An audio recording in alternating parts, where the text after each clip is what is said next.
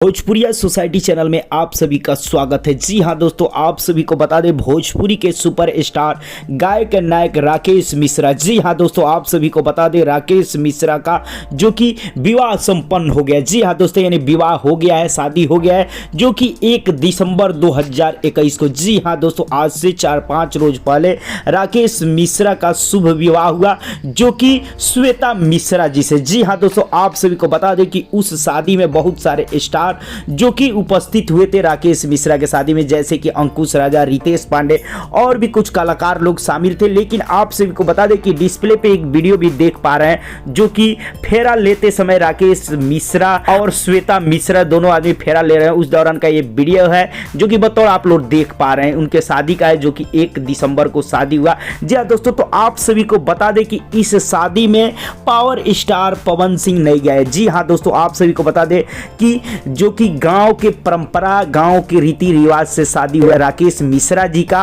और इसमें बहुत ही ज्यादा भीड़ था, और पवन सिंह जाते तो और ज्यादा भीड़ हो जाता, जिसके वजह से पवन सिंह नहीं गए। और उनका बहुत सारा प्रोजेक्ट जो कि मुंबई में चल रहा है, शूट भी, रिकॉर्डिंग भी, और बहुत सारे प्रोजेक्ट पे काम चल रहा है, जिसके वजह से भी पवन सिंह नहीं गए। लेकिन मेन कहा जाए तो वहां पे जाते तो बहुत ज्यादा भीड़ होता, गैदरिंग होता, जिसके वजह से।